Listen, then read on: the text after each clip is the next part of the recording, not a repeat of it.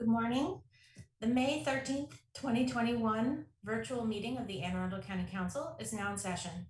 Today, we will continue with our review of the proposed FY22 budget. Madam Secretary, please call the roll. Ms. Lacey. Present. Ms. Pickard. Present. Mr. Volke. Mr. Pruski. Here. Ms. Fiedler. Ms. Rodvian. Present. Ms. Hare. Present. Ms. Bolair, our County Auditor. Present.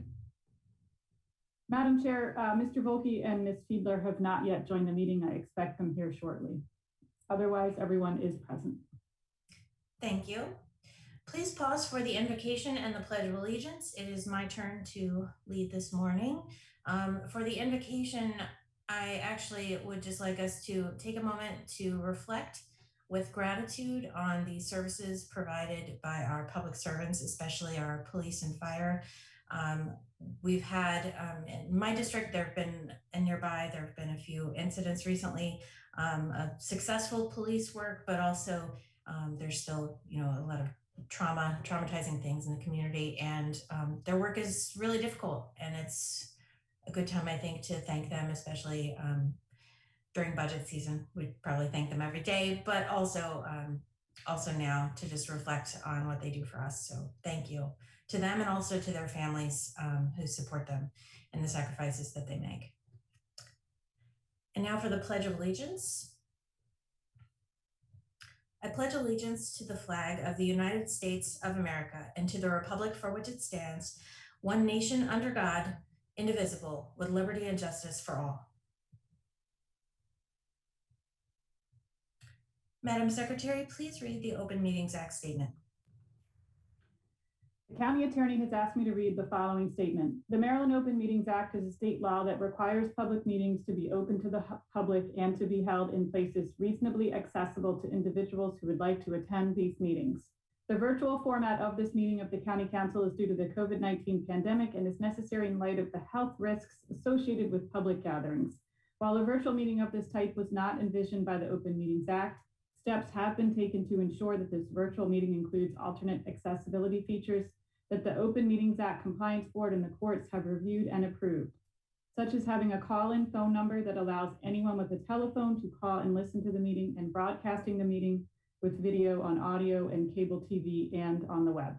The public access provided by this technology makes this virtual meeting reasonably accessible to the public as required by the Open Meetings Act.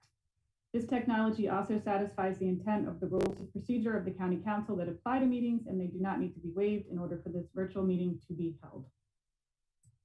Thank you. Is there any item any council member would like to place on the agenda? Seeing none, this morning we will start with the Finance Department discussing its operating budget. All presenters, please remember to introduce yourself and continue to identify yourself before speaking each time. In finance, we have Ms. McQuaid, of course, Lorraine Toney, and Helen Schomburg.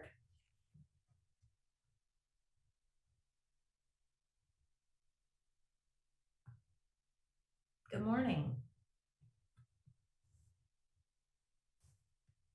Good morning. All right. I can't start. Oh, there we go. Now I can start my video. Good morning, all. All right, so good morning, Chair Lacey, Vice Chair Rodvian, and council members and Madam Auditor. For the record, I'm Karen McQuaid, Controller, Office of Finance. With me today is Lorraine Toney, Assistant Controller for Accounting and Control, and Helen Schomburg, Assistant Controller for Billings and Customer Service. The Office of Finance can be found in the budget books, pages 124 through 130. I also included a handout for you all. So in my handout, I've included a summary on the Office of Finance. I've discussed this with you all in the past, so I'm not going to go into detail with that. I believe the important things to note about the finance team is that we're a service organization, both to internal and external customers, and that many of our team interact directly with the citizens and property owners in the county.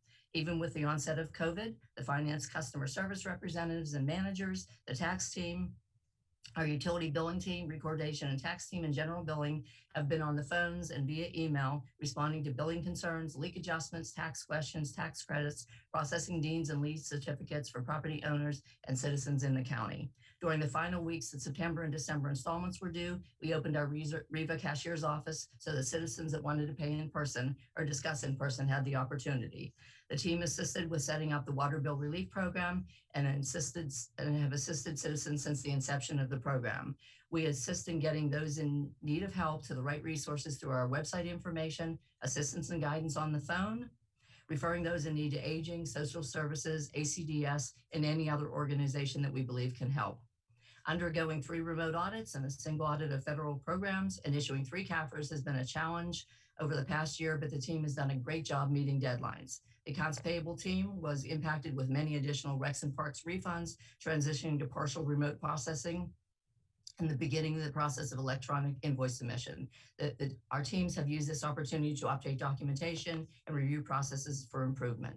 Our team was also directly involved in tracking and reporting of the CARES Act funding, including the monthly reporting that you've received for Bill 2520 and monthly since the end of the reporting requirements. I've also provided a summary of major accounts and the FY2 budgeted amounts in the Office of Finance. I believe this is helpful because other than payroll, these are our biggest expense areas. I will discuss these while discussing my budget objects. So if you go to page 125 in the budget book, the Office of Finance budget for fiscal 22 is $10.2 million, an 8.2% or $776,000 increase over the original FY21 budget. In breaking down our fiscal 22 budget, approximately 77.4% is budgeted for personal services, salaries and wages, pension, insurance, and employer taxes. Contractual service account for approximately 16.1%, consisting of ambulance fee services, our financial services, other professional fees, and legal notices. 6.2 is for general office supplies, printing and mailing, which are mainly our utility bills and tax bills and notices. The remainder consists of business and travel and miscellaneous equipment, including membership fees and training. And I just wanted to note that the summary of major accounts in my packet accounts for 20.75% of total finance budget, which is all objects other than personal services account for 22.6. So I pretty much covered the major portion of other than personal services for you. So I'm going to talk about the positions. That is on page 129 and 130 of our budget book. Our team consists of 74 positions in county classified service and 2 exempt positions from the county classified service. We have requested 2 additional positions that I will review in a moment. I believe our staff is pretty lean and we do our best to absorb new work, make process improvements, streamline work where possible, and our team always assists each other when needed. Okay, so page 125 of the budget book and my management presentation package also. The increase of $423,000 or 5.7% in personal services can be attributed to countywide pay increases in pay packages and benefits for fiscal 22, along with the addition of 2 positions in billings and customer service requested when Bill 10520 was introduced and subsequently passed for a new property tax credit for disabled veterans and their surviving spouses. The bill became effective February 25th, 2021. When the bill was presented, it was estimated by the budget office that approximately 3,068 credits for disabled veterans in the county may have a disability rating of 50 to 99% and could be eligible for this tax credit. While they must meet an income threshold, own a home that is their legal residence, and have proper documentation, is estimated that we have a significant amount applying for this very labor tax credit. The council, if this passed, the Office of Finance would need a tax credit coordinator and a customer service representative to be able to service applicants and process the tax credits. A short summary of the supplemental request for the accountant one at $73,000, which includes benefits, and customer service rep of $54,000, which also includes benefits, has been supplied to you along with the auditor's blue note for the bill.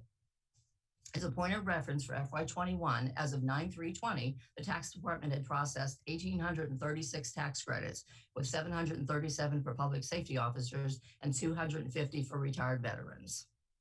I appreciate your support for these 2 positions. Now, please see page 125 for the department totals and 127 and 128 for teams. And you can also refer to the summary of major accounts. In contractual services, we have $361,000 or 28.2% increase. In accounting and control, contractual service includes financial audit services. That includes fees for financial services, including investment banking, software, and M&T customer fees in the amount of $226,000. Other professional services includes ambulance fees and lockbox fees in the amount of $531,000 and $6,000 respectively. The county is charged 4.25% of ambulance fees revenues. The fees are budgeted to decrease this year, showing a 9% reduction in the current program. That's related to COVID at this point. The revenues are shown in the fire department and the expenses are in the Office of Finance. If revenues increase or decrease, the fees follow at the same at 4.25%. In addition, a new agreement was signed with ADP, our current ambulance fee coordinator. The county will pay 10% of revenues received from Medicaid through the GEMT program. And that is the Ground Emergency Medical Transportation. That's what the GEMT means. Revenues are projected to be approximately $3 million with a $300,000 fee, and are not paid. And we don't pay if we're not paid for revenues not received through the program. Then we don't pay the fees. This additional $300,000 accounts for the majority of the variance. Billing and customer service, contractual service, also includes legal notices for tax sale advertising as required by state statute. We expect FY21 to be a bit lower since the tax sale for this year for any unpaid taxes and other unpaid fees and charges for FY20 has been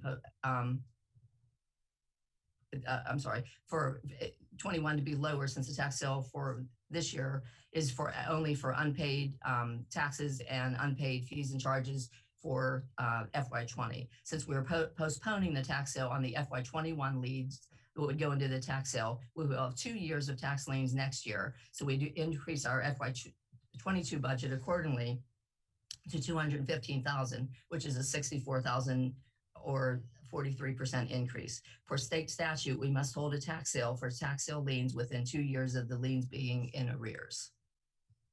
The 112 for financial audit services is fees charged by State Department of Assessments and Taxation to manage the homestead tax credit program. We have no control over this fee and estimate the same each year. Some years it's higher, some years it's lower.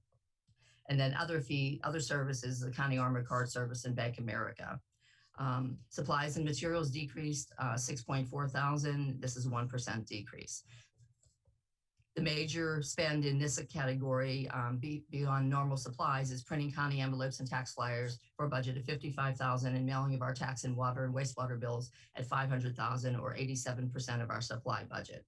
The Office of Finance continues to strive for excellence in the reporting and service to the county and constituents. Thank you for your time and your consideration of the Office of Finance proposed budget. And please let me know if you have any questions. Thank you, Ms. McQuaid. We already have at least one question. Ms. Hare. Thank you, Madam Chair. Jessica Hare, District 7. I have a couple of different questions. So we'll start with Bill 10520. Can you help me understand the deadline for applying for the tax credits from an annual cycle from your all's position? The deadline per statute is April 1st. Okay, so when the bill became effective in February, anyone who was going to apply for the credit for this year had to apply by April 1. How many applications did we get? I think we received 27 this year. And the reason, I think, besides the fact that there was a very short time period, they have to prove income, which means they have to have their federal tax return done. They have to get forms showing their disability rating and all that. So I think that it was probably very difficult for them to pull it all together. May I ask one more follow-up, Madam Chair? You may, and Ms. Hare, to let you know, your internet is a little bit weak, so you might slow down a little bit when speaking because you keep freezing. Is my internet? All right. Okay. If so, I'll try and move someplace else in my house, maybe. Ms. McQuaid, then, do I correctly understand that really the next kind of need for, or the next push for more applications, if there's going to be a swell of applications, it wouldn't be until April of 2022? The applications come in all year. They'll come in now. Those will be delayed a little bit, but if an application comes in without the like the income, we'll still process it, and then we'll wait for the income to do the final processing of it. So, and we're also going to be getting a lot of calls. We do get a lot of calls on our tax credits.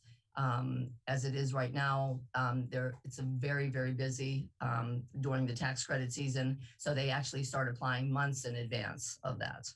Okay. Have we received any since April 1? I don't have an answer for that. Okay.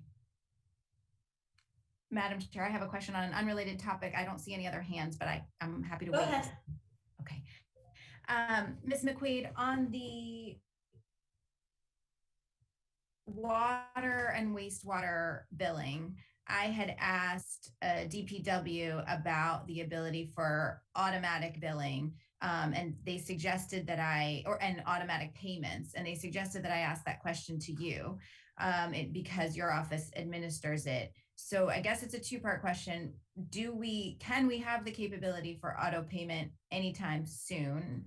And if so, wouldn't that help with the $500,000 of cost to send those bills out?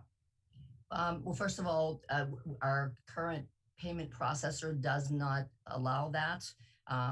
But if we get a new payment processor, then that would be, and we are looking at that actually. And that would be, we'd have that option. And since I've started with the county, I've been trying to get our payment system. We made some headway, but our payment system's updated. Municap is also a very old system, so we have to deal with. I'm sorry, Munis is a very old system, so we also have to deal with that. But we are working on it. I've been working on it since I came to the county, so it's my goal before I go. Awesome, thank you so much. Sure. Are there any other questions for finance? Seeing none, thank you all for the wonderful work you do. Enjoy the rest of your day. Thank you so much. You too. Bye. Our next presentation is on finance non-departmental, and we're going to have Mr. Trumbauer, I think, or Mr. Power. I'm not sure. Hi. Both. Okay. Madam Chair, Chris Trumbauer, Budget Officer. Yes, I'm prepared to do finance non-departmental. I think originally we were planning to do it part of the budget office, but I'm happy to do it now. It shouldn't take long. So if you just give me a second to find the right page.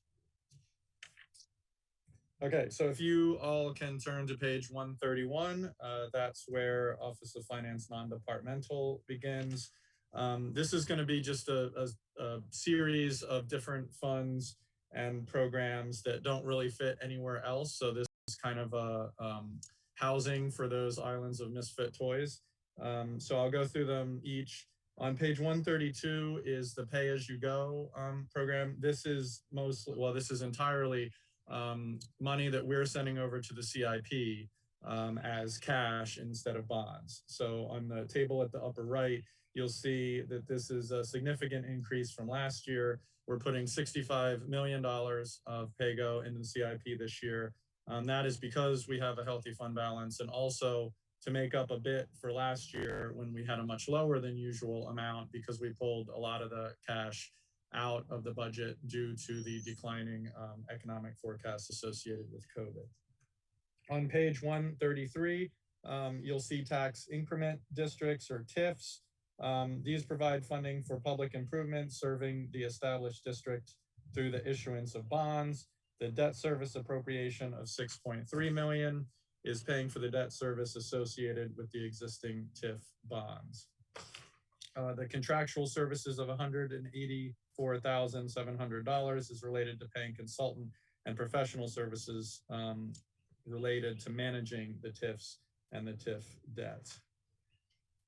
On page 134, these are your special tax districts. These are slightly different than SCBDs. You can see that the budget is fairly straightforward from the table. There's very little change year over year for the tax districts this year. Page 135, these are impact fees. So this changes every year depending on how much funding is eligible. As the council knows, these are largely fees that are paid by developers for developing properties, and they're listed by districts. So there are 7 school districts, but just to be clear, these do not coincide with council districts. I know that that leads to confusion sometimes, and I'm on a personal crusade to change the name of the impact fee districts from districts to zones to kind of alleviate some of that confusion. So you'll see each school district and each transportation district listed on the table on page 135 and their total appropriation authority. This year we have a total appropriation authority in FY22 of a little bit more than 76 million. On page 136, this is the debt service. You'll see a $5.4 million increase from last year. There's a little list below the table that shows a breakdown of the $158 million, and the large driver of that is our Board of Education system, which has more than half of that at 87.8 million. I do also want to note that starting this year, we are housing the debt service for the Compass Point golf course in this item. Previously, it had been associated with the Rec and Parks budget, but this is more similar to other debt service, so we're just housing it here. It's the same number, it just lives in a different place. The next page, 137, these are mandated grants. Not a big change here. It's $232,000 lower, and this decrease is primarily attributable to the decrease in payment to SSTAT. Next page is the contribution to the parking garage fund. This is unchanged from last year. Page 139 is the contribution to the installment purchase agreements. This has a very slight decrease year over year of $1,100. Page 140 is the contribution to the self-insurance fund. This is a rather large change.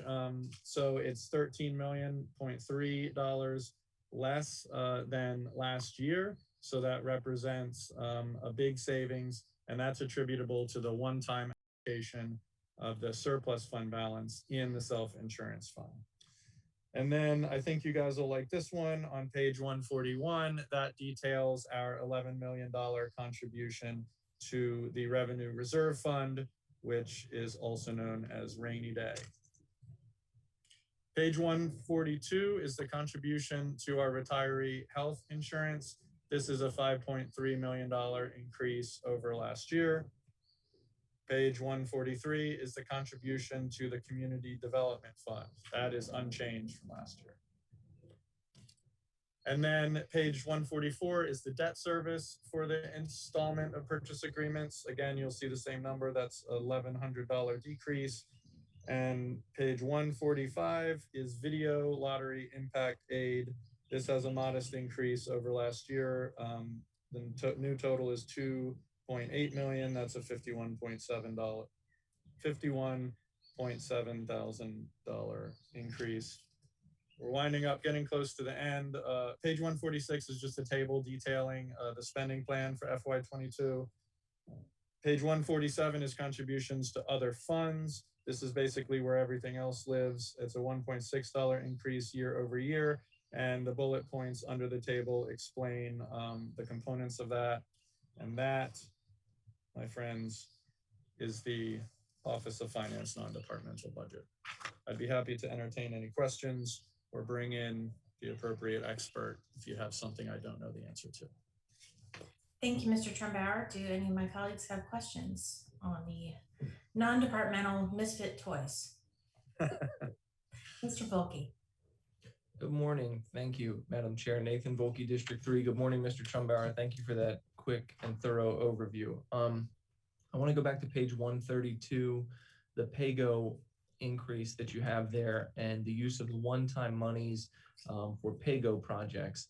So I guess what I'm trying to understand, and this is probably an overall budget question, but if you tell me that this is a budget department question, we can wait till then too. But really what I want to understand is the budget as a whole increases by a little over 9%, When you take out some of these one-time expenses, that's where you've now indicated that it really is, in your opinion, more like a 4% increase. And then when you take some other things out, it actually goes below 2%. Do you anticipate that in next year's fiscal budget, obviously,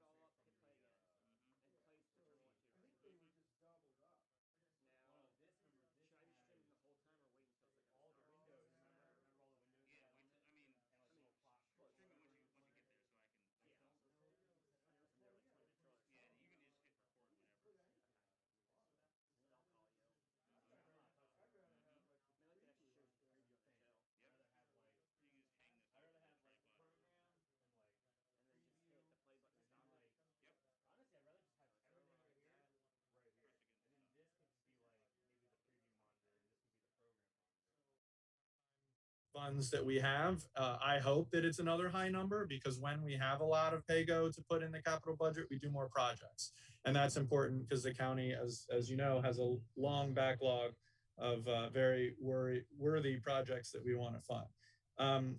The other numbers you referenced about the overall comparison from year over year to budget, as you said, that's 9.1 if you include the fund balance. If you take the fund balance out, I think it's closer to 4.8 or something like that. The 1.9% number that I referenced previously, that is when you look specifically at this year's budget compared to the revised revenue estimates of FY21. So that was more of a contextual comparison.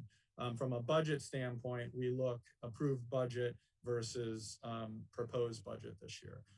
And your question of will we expect the budget to decrease next year? I mean, this is not a very good answer, but it all depends. If we have a very good revenue year next year, if revenues come in strong and the county is in a good position, then I think another modest increase is possible. If that doesn't happen, then the county will have to adjust like we did last year. So that's really a decision that gets made starting as when we get our first revenue estimates for the new year in December of how we're going to build our operating budget. So it's impossible for me to answer that question except to say that we will continue to budget within our revenue estimates each year. okay, thank you. Are there any other questions for Mr. Trumpauer? I don't see any. We're letting you off easy this morning, sir. I'll be back. All right. Well, then we'll move to the Office of the County Executive, Mr. Matt Power, CAO.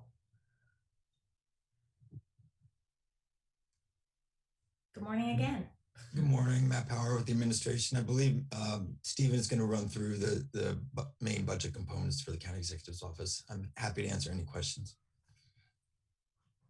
Morning, Madam Chair, members of the council, Stephen Through from the Budget Office. If I could turn your attention to page 85 of your operating budget book, that is where the Office of the County Executive's budget starts. Just a real quick high-level review of the County Executive's budget outside of just the direct operations within the County Executive's Office. This budget does also include economic development, funding from the Lower Racetrack Committee, and also the VLT community grants that were just described in Finance Non-Departmental. So I'm going to review the Lower Racetrack, the community grants, and the County Executive's operational budget. So if we turn to page 86, this is the Office of the County Executive. What you kind of think about is the day-to-day operations within the actual office. There's not a whole lot going on in this budget. The only thing that's worth highlighting here is the increase in personal services is driven by the pay package increase and the funding of the position that this council approved for the new EDI director. So that there was no funding in the current year when that position got approved. So there is funding moving forward for that position. I will also note that the other small increases are largely related to the MACO cuts that came from last year, as that MACO conference is now going to be attended this year. Moving on, the next page, 87, is economic development. I'm not going to go into there because economic development will be giving their own presentation later today. So moving on to the next page, page 88, this is the Laurel Racetrack. The only thing I would like to note here is that this does reflect there's a Laurel Racetrack Impact Committee. These recommendations here are concurrent with what they recommended for funding for next year with this funding. Finally, VLT community grants. We just saw some of the details in finance non-departmental. This just is where the actual appropriation is housed for those community grants. And once again, this is a recommendation that is made by the local development council. And this is also concurrent with their recommendations of how this funding should be used. With that, we will answer any questions that you may have on the county executive's budget. Thank you. Are there any questions? Mr. Folke. Thank you, Madam Chair. Nathan Volke, District 3.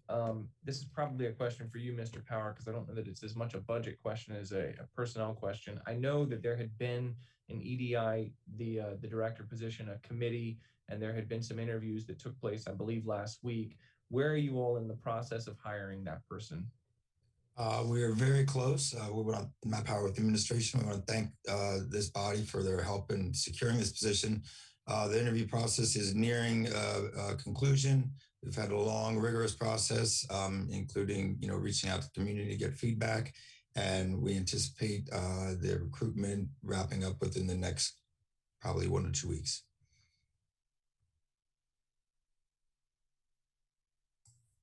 Anyone else?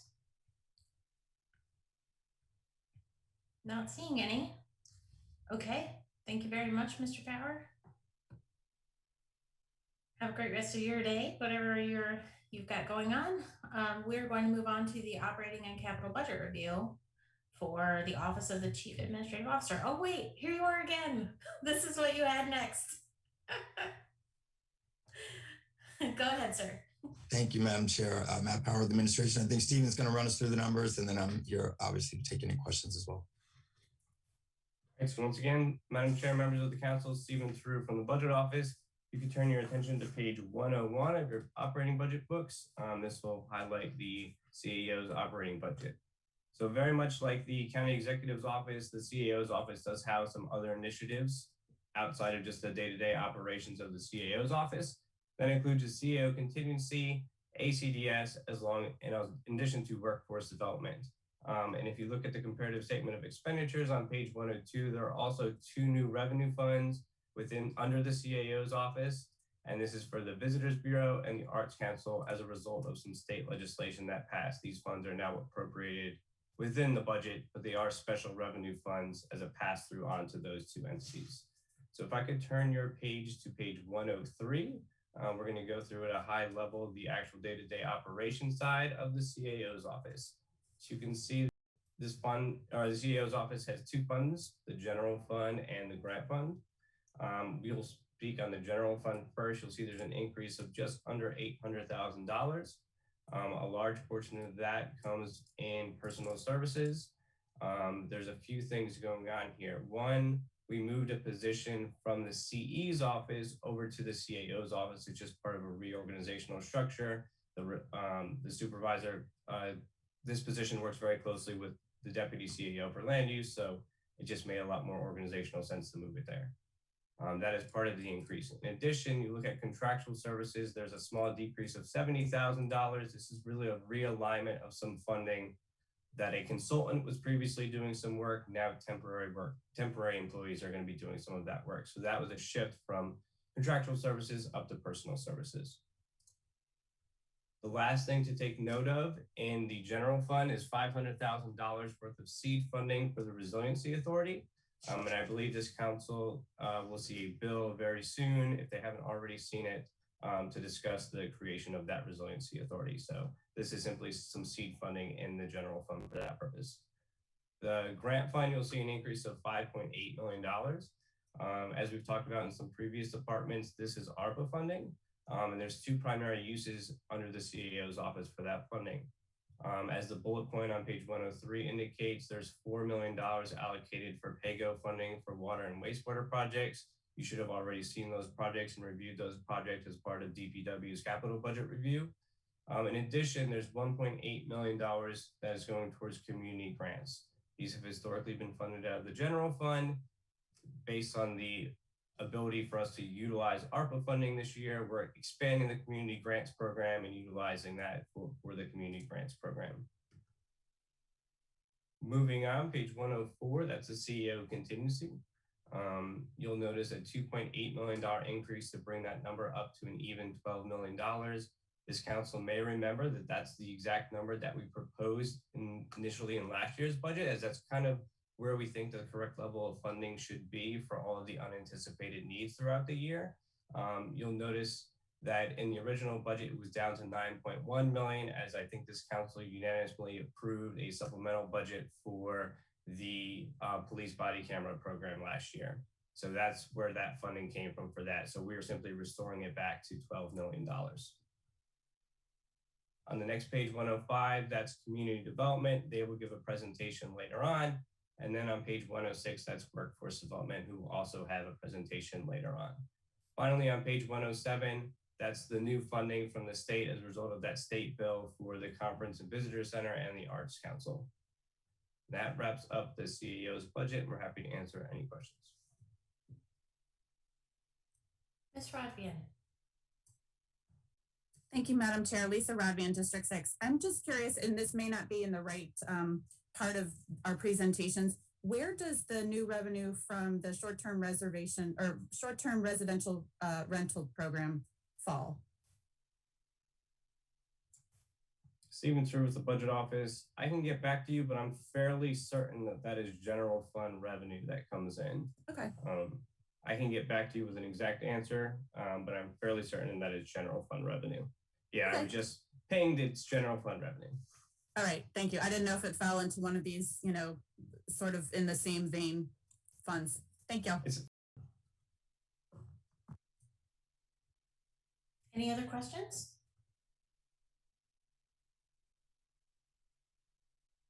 Ms. Pickard, are you getting ready to ask a question? No, okay. I have to read a lot of body language here, you know. All right, well, thank you very much. I think we'll be moving on. Now for real, you can enjoy the rest of your day.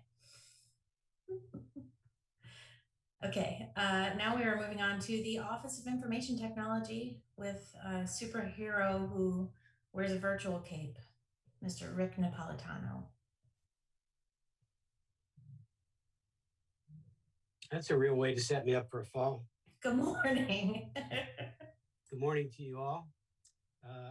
There is a presentation, I believe, and I think Laura is going to present.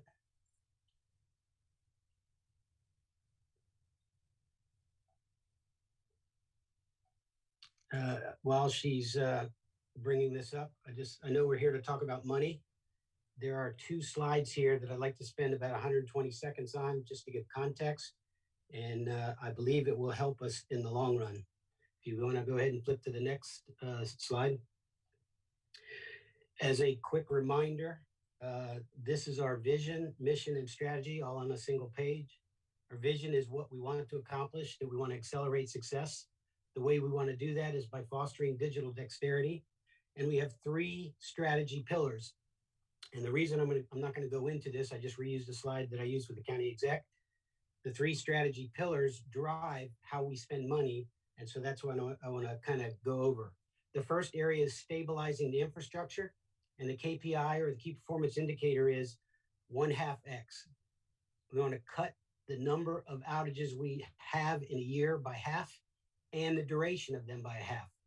The second thing is the core, replacing core systems. You may recall core systems are those systems that any single department or any group of departments use to do their business. So for instance, on the example here, you have the RMS system for sheriff.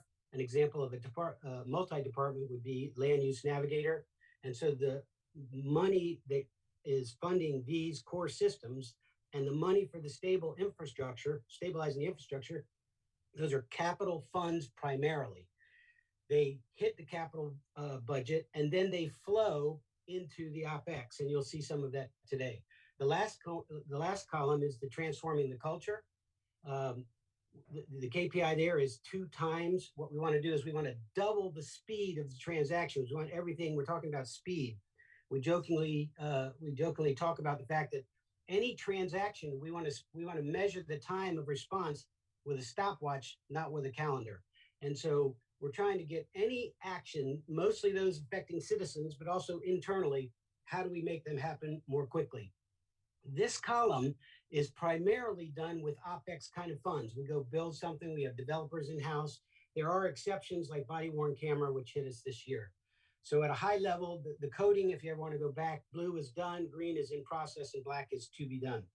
You want to flip to the next slide, please.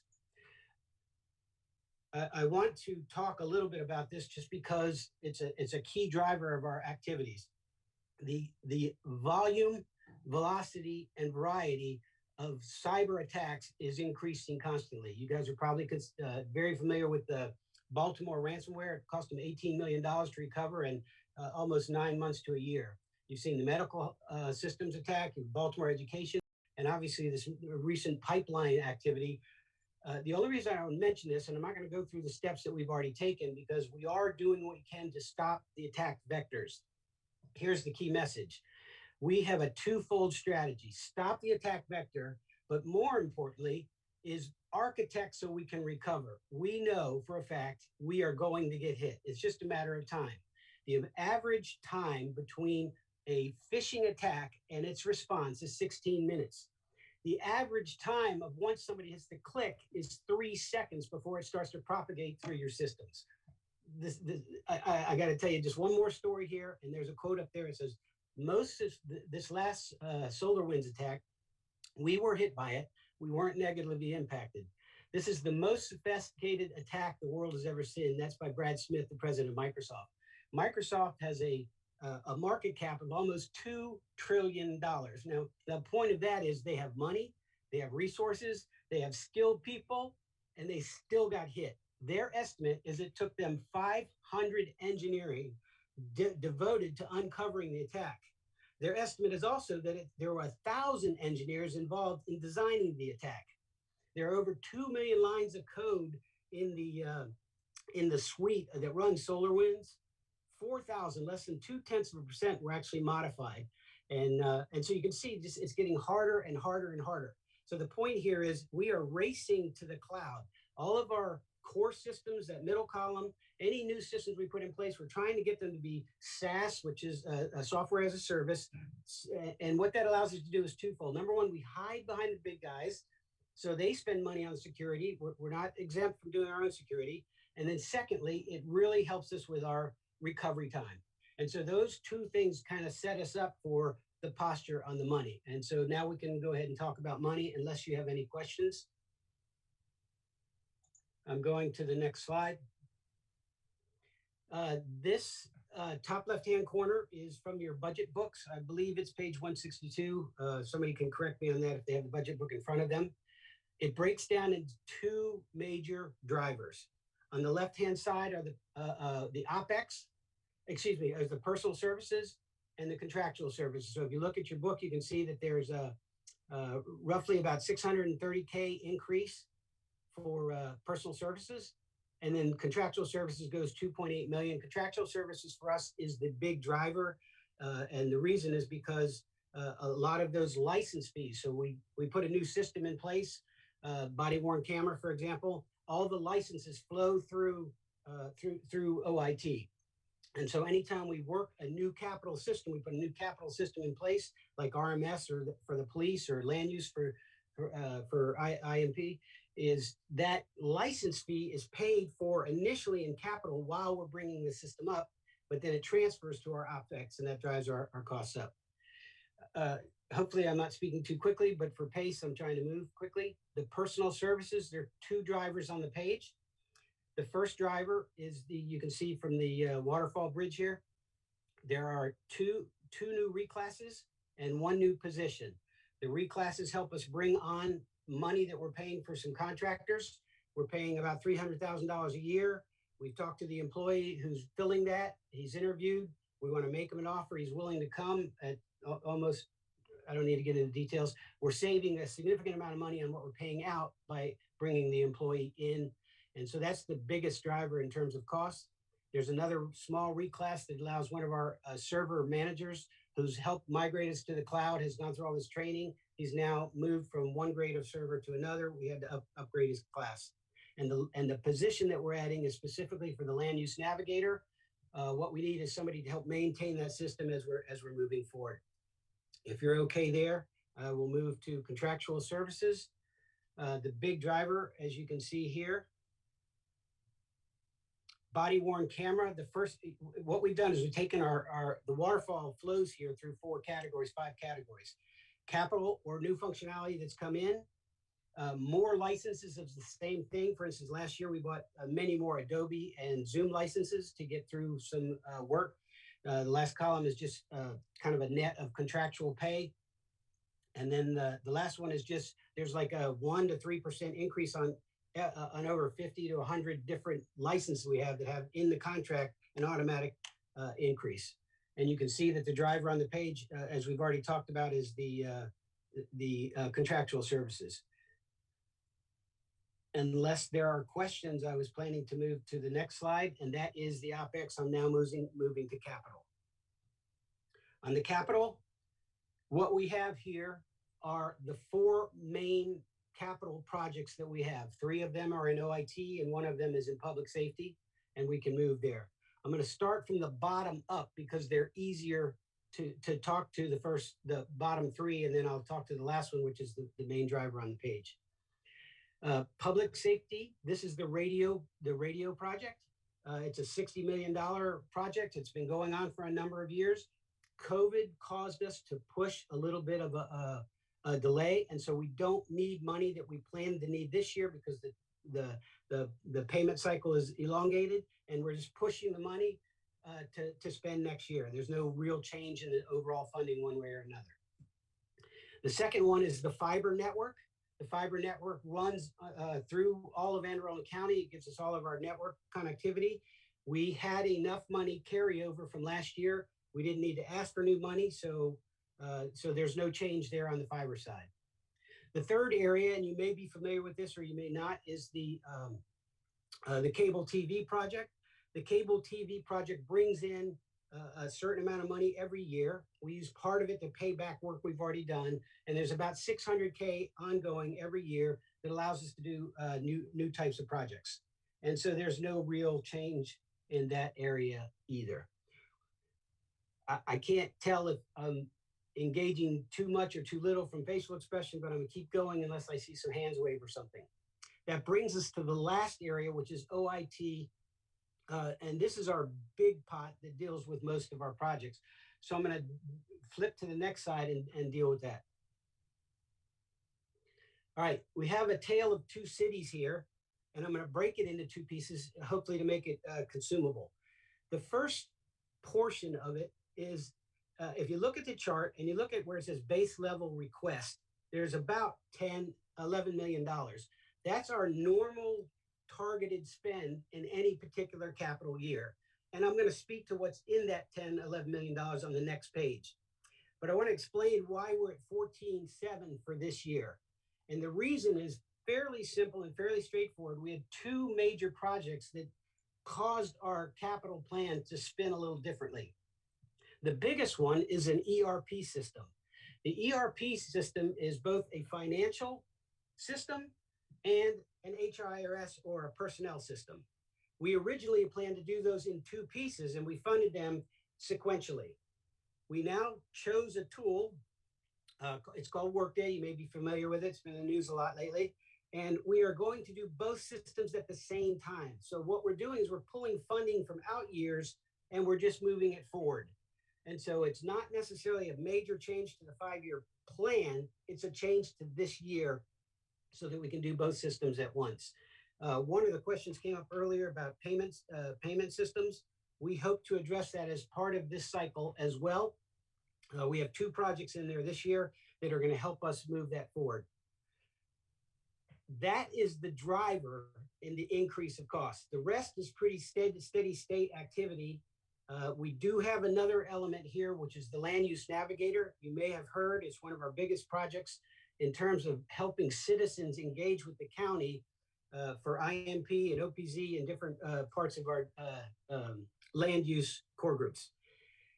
We had a very severe hit in December timeframe. We started using, actually my timeframes are off. It was late last summer. We used a contractor who it was clear we were not going to get to the end with them. There was just, I got to hold my opinions here. It just didn't work. And so we've switched to a new vendor, Acela, and it's tracking, and the trajectory is good for early fall fielding. We're on target, but that caused some money to push a little left and right. I'm planning to move forward for that. I know that's kind of a complex thing. The short of it is we move money forward in time, and that's why there's an increase. With that, I'm going to the next slide. This slide speaks specifically to the core base activity of what we're doing. This is how we would spend. It shows the FY22 versus our 6-year program, but with an average.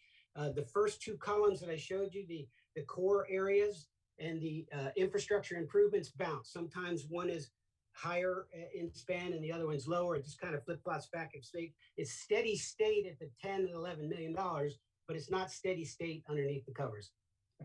Our drivers for FY21 are pretty clear. The cloud migration, we are racing as fast as we can to get there. We last year got a consultant on board that's really been helpful for us. We're moving as quickly as we can, and I'm pleased with the progress. Most of the money in that area is for cloud migration. Cyber protections we've already talked about, so I'm not going to spend any more time on it. We do have an optical backbone upgrade. There's a very complex network activity. I don't want to bore you with the details, but it's time to up, and that's money for that. We have the ongoing RMS and fire alerting activities for public safety. The land use is continuing to plod forward. The ERP I've already talked to, that's a major driver for us this year. And then we also have a win situation with this product called AWAM. It's asset management. We bought it for DPW. It's working well. They are really diving down into the details and helping field it. We're actually seeing beneficial use of it. We are now, which was part of the plan, but they don't always work according to plan, rolling that out to different departments, and Reckon Parks is on our target for this year. I believe that's it. You don't want to put that up unless they ask, please. Take that down. Oh, take it down. Okay, well, thank you, Mr. Napolitano. I do see that Mr. Hasim has his hand raised and has had it for a while. Madam Secretary, if you can bring him in. I think he wanted to ask Karen a question.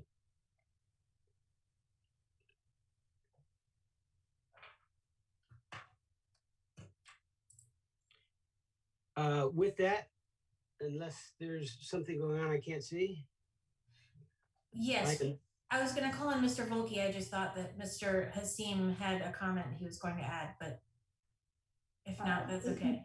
Mr. Hasim is with us now in the meeting. He can join us if he has a comment or a question.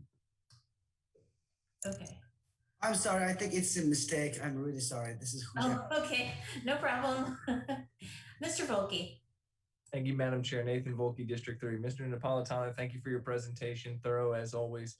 The backup slide is exactly where I think I want to go, if I understood that slide correctly. Can you tell me about our county council chambers, the renovations, what's going on, where we are in terms of the technology, why it's taking so long? Just give us a rundown on that if you can. There are so many reasons that this has not worked that we could make a long list. The desirements were wrong and changing. We had people problems. We had internal process problems. The net of it is this: it's my fault. It's not up. We did not treat this as a legitimate project. We parsed it out so that technology was being run by one thing and the furniture was being run by another. And it's just, we didn't do well, and I apologize. And I will take personal responsibility for that. I will also take personal responsibility to coordinate with our team across the board and get you a plan. We are having problems with, my team came up with a design. You can go ahead and put the design up there if you want. I didn't want my team doing the design. I wanted a professional AV person to come in and say, I know this is how you do it, but this is how you ought to do it. We had problems getting through the process of getting a vendor selected. The gist of it is we still have to, there still have to be some boring through the concrete to put in cable activities. We were originally going to go under the floor. We were going to go over the top. Right now, what we're planning to do, and this is why I wanted an AV expert. You can see the dais where you guys sit. We want a device there that allows you to see everything that's being presented. And we want 2 massive screens so the audience could be able to see what's presented. We also want the presenter, if they're standing in the center, to have equipment to be able to see what's going on. You can see the cable runs that are in there. We're still working through how that has to be done, what has to go through the floor. It really, we've talked to 3 vendors. We've got our quotes. We're down to the final selection of having somebody come in. Then you've got to coordinate that with the people that are building the furniture. The people that are building the furniture, it's just not been run well. And again, I do apologize for it. We have taken action. I'm working with Christine. We're trying to put a plan together for you as best we can. We're also looking for alternative. We talked to the courthouse about possibly allowing you guys to meet in the courthouses because we've already done the cabling that's required there. We're looking for a place to allow you to meet quickly until we get to this and get it done. And I don't know how to say I'm sorry too many other ways. It's our fault. My fault. Just wanted to say thank you for that and for being willing to fall on your sword. It's not done easily, but it's the right thing. So such is life. Put a hole in my cake. See, you set me up. I haven't ripped it to shreds. That's not the plan. It can still fly. Miss The Hare. compliment was appreciated. Thank you. Thank you, Any Madam other Chair. questions? Yes. Jessica Hare, District 7. I actually just wanted to say thank you. I have been asking questions about this project for a very long time, and that was the most thorough answer. I really appreciate the drawing. My only question is then, do you have a concept of a time estimate? So I know the furniture is coming in June. Do we have some idea of how much longer this electronic portion is going to take? And or can we meet while the electronics are still being done? If the electronics are being done on the weekends or at night or other things like that, or does it really make it impossible for us to meet in the? I don't know the answer to your question on the first in sequence. The equipment, we have had problem with ordering equipment because vendors have some things in stock and some things they have to back order. I've asked for time deliveries. The 2 big elements are we've ordered 2 big TVs. We don't think there's a backlog because of the size of the TVs, but I'm not 100% sure. The equipment in the dais, I don't like it, but it may be the right thing to do. It's 10 inches, which is kind of the size of an iPad screen. What we're trying to fight off in the tension there is you having a screen as well as being able to see out. So I'm looking for feedback from the vendor on that, on do they have some kind of flip thing or, something a little fancier that might make it better for us. These are answers I don't have questions to, but we do have the team that we're talking to now. And so I should be able to get you an answer in, I'll say 10 to 15 days, I will give you a plan that's complete. In the process of whether we can use it or not, I can't even answer that question. My personal preference would be to move to the courthouse.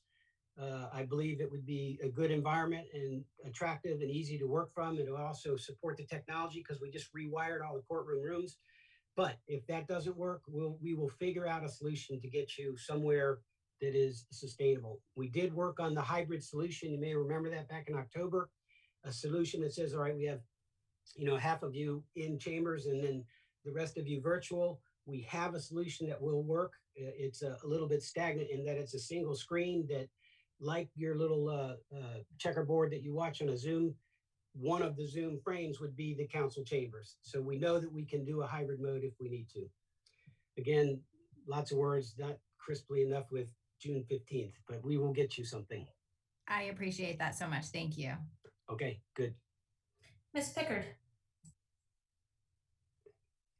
Thank you, Madam Chair. Allison Pickard, District 2. Good morning.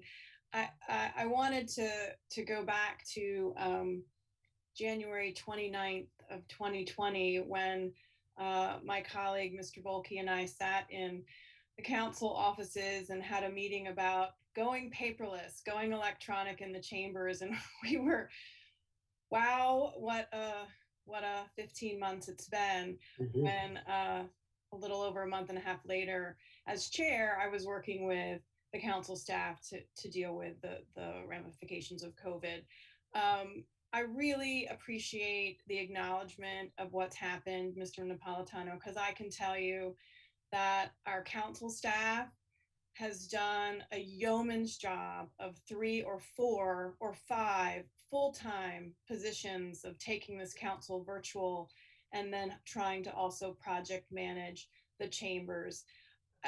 They really have, and I cannot stress enough the work of Laura Corby and Joanne and everyone else, you know, flying blind. But we have been able to meet.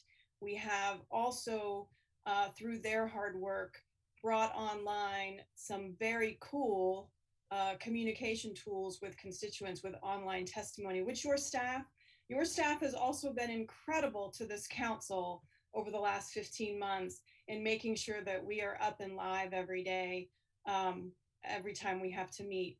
I know your staff has also been supporting a county where every department is trying to go virtual. So although this project has not been project managed the best, we've also dealt with supply chain issues and all kinds of issues. It's not really any one person's fault, but I appreciate you taking it for the team there. And I wanted to just acknowledge our staff, our very small, very hardworking, dedicated staff, and also applaud my colleagues for their patience. It's been, I know as chair, when we went virtual, it was incredibly stressful. And I don't know, I'm not going to speak for Madam Chair now, but it has been a really hard year. So I appreciate everybody, everything you said today. And I look forward to those plans, because as I sit here in my very cold basement, I'm ready to get back into the chambers. Mr. Volke. Thank you, Madam Chair. Nathan Volke, District 3. Mr. Napolitano, I'm going to switch gears for a moment and ask you about positions. So the segue from what Councilwoman Pickard said into this, I think is good. I have had discussions with our staff about the need for our own dedicated IT person in the council, sort of embedded with us, just given how much the council is doing technologically at this point. So I guess my question to you would be this: you have this contractual services line in your budget, you have people that you contract with. What would it cost for the council to contract with someone to bring them in on a, I don't know, 6-month, year-long basis, something like that, to see if it was worthwhile for the council to have that person here, what they could do and how they could help us technologically? What would the cost for that be if we were to embed that person either in your department, but they would be assigned to the council, or to embed them in the council budget under contractual services? It's a brilliant idea. I can get you a number, and I don't know if now's the right time, but the quick question would be, what kind of things are you, just help me understand what it is that you want. You want somebody just available 24/7 all the time? Do you want them just for the county council meetings? Help me understand what you're looking for. Sure. And maybe, go ahead. No, I was going to say that's totally fair. And what I will need to do is, because I don't think she'll be comfortable presenting it now, I'm going to talk to Ms. Corby, and then I can send you something about what exactly we're looking for. Okay, let's do this. You figure out what you're looking for, and I'll figure out a way to get it. And if we need money, I'll come back to you. Perfect.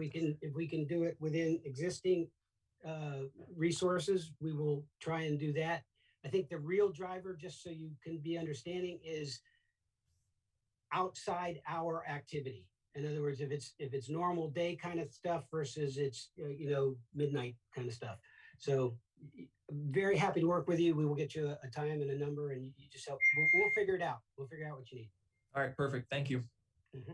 This is Sarah Lacey, District 1 and the Chair. I would ask Mr. Volkey and Mr. Napolitano to please include me on any communications you have on that subject. Mr. Pruski. Councilman Pruski, District 4. I just wanted to reiterate earlier, Mr. Napolitano, thank you again for giving us that transparent answer about there. Certainly, I think all of us want to move towards getting back to a normal, but just like vaccines and some of the challenges we have to work within our realm. So I appreciate you laying out everything. I do want to bring up something though, because this is something that I don't want to predict what will happen, not happen. We are a growing county. The census data is going to be pretty much close to 600,000 people, just a little bit under that. And I think that if you look further, it's going to continue to grow. If the council were to add council members in the future or different staff, Mr. Volkey talked about an IT person that would have to sit on the dais or somebody there. Are we putting an infrastructure, not just on the dais, but those tables that, you know, there's a network drop that needs to be put there, the TV feed that you're using? I just want to make sure we're thinking ahead. I say that because, and please don't take this as a comment that we're adding 2 council members, but as counties have gotten larger, they've had at-large council members, they've added smaller districts, you know, things change. And again, we're spending this money, and I'm thinking future-wise, is there a plan, you know, with those other 2 folks? Because I know we obviously have, you know, Madam Auditor sits on the dais and someone else, they may need to be moved. The 2 new council members were added 15 years from now, 20, whatever. So again, I'm just asking that question because when we spend money, you think about it, you want to spend it now. So I'll leave it there. I think you know where I'm going, but putting in the infrastructure now so that that table that's in front, the dais, we're spending wise money for the future. Thank you. I think that's very wise. And that's part of the reason I didn't want my team finishing the design, mostly because we don't have that AV design spec skill set. Whereas if we got somebody in that would do it, they would help us figure this out for the future. I actually hate the way the TVs are hung in there. So the short answer to your question is, A, it's a brilliant question. It's exactly right. And B, an AV specialist would bring that value to us to say, hey, here's what you can do. And by the way, this gives you the most flexibility going forward. So 100% aligned with what you're saying. Are there any other questions or comments? If not, I do want to say thank you. You guys have been very supportive, and I really appreciate it. And I appreciate the time. Talk to you again. Well, we thank you, notwithstanding bumps in the road. We thank you and your team very, very heartily for allowing, for your, services that have allowed us to continue our work, and it's meant a lot. So thank you for all the long hours and sacrifices that you all have made. And I hope you get great vacations in the future. Agreed. Bye-bye. Bye-bye. Next, we are going through a series of operating budget reviews, beginning with the Office of Law and our County Attorney, Mr. Greg Swain. Good morning. Good morning, Greg Swain, County Attorney. Nice to see you all. I'm going to let our budget analyst, Darlene, provide an intro, and then we'll be available for some comments or questions. Thank you. Good morning. This is Darlene Flynn with the Budget Office. The Office of Law's budget starts on page 91 of the book. So if it's okay with the council, we'll go over the comparative statement of expenditures starting on page 92. The budget, the recommended or proposed budget for FY22 is 4.8 million, a little over 200,000 increase over FY 2021. The majority of that increase, if you look under the object area, is personnel services or personal services. That is basically because of a reduction in turnover of about 149,000. The countywide pay package, pay and benefit package increase, and then small offset for one-time funding. And then under contractual services, you'll see a small increase, and that is for the translation services. And that's really the only changes in their operating budget. Mr. Swain, do you want to make any remarks before we take questions? Yes, thank you. Greg Swain, County Attorney. Well, as you can see, most of our budget is for our people. And I just wanted to say a couple words about our staff at the Office of Law. Um, as you all know, it's been a very interesting and challenging year. And I'm very proud of the way our staff has adapted to the various challenges and restrictions put in our way by COVID. I recall very well meeting with my entire staff on March 16th, 2020, telling everybody we're going home. And I won't easily forget what I saw in those folks, fear and uncertainty as to what was going to happen over the next year. But very quickly, we were able to adapt to working remotely. Very quickly, I saw that fear and uncertainty replaced by determination and commitment. And that's continued through today.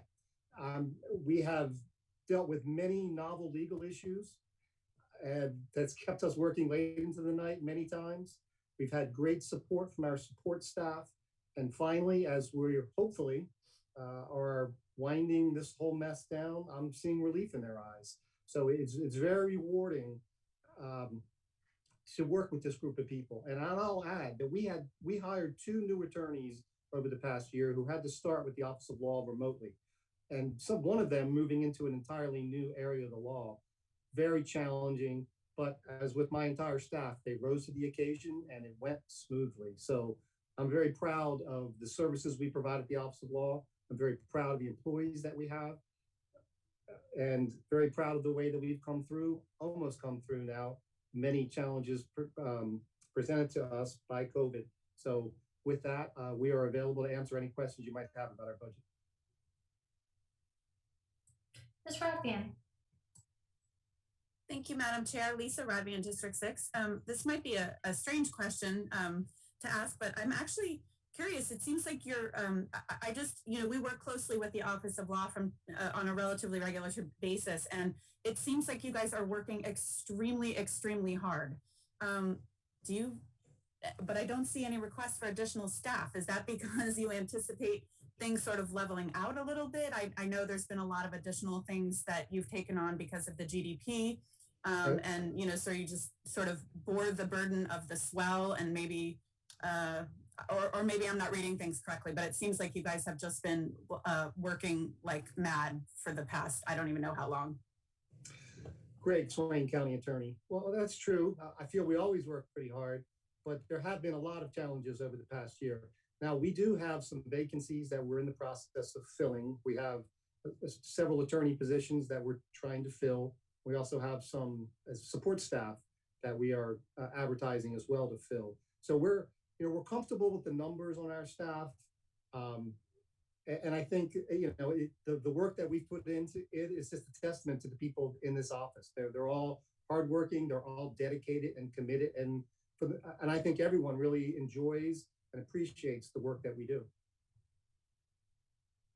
Well, I'll just say thank you. And your work has been, top-notch professionalism and, very impressive through everything we've had to face in the last year. So thank you. Thank you.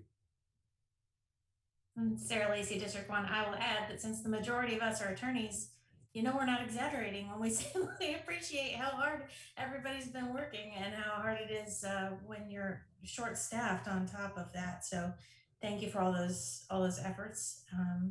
And does anybody else have a question for Mr. Swain? I don't see any. Thank you for the time. Enjoy the rest of your day. Thank you. Thank you. Next, we have the Office of the Budget. And we have all of our favorite people. So Mr. Theroux, if you are leading, or Mr. Trumbauer, if you are leading, you're not on my list of people. So whoever it is, please introduce all of your folks. Thank you, Madam Chair. Chris Trumbauer, Budget Officer. Sam Giracchio is actually the Budget Office Analyst. If we can bring her in, I believe she's prepared to walk through the budget. We have a pretty boring budget, so I don't think it'll take very long. But here's Sam, and I'll turn it over to her to walk through the details. Good morning, Council. I'm Sam Chiriaco with the Budget Office. I'm the analyst for the Office of Budget. If I can direct your attention to page 148, that's where the Office of Budget begins. I'm actually going to focus on page 149, which is the comparative statement of expenditures. And as you can see, the only change we have is in our personnel services budget. And part of that is due to the pay package. Part of that is due to Chris. And part of that is due to a slight increase in our temporary pay line. So that is the only changes from 21 to 22. And me or Chris are happy to take questions at this time.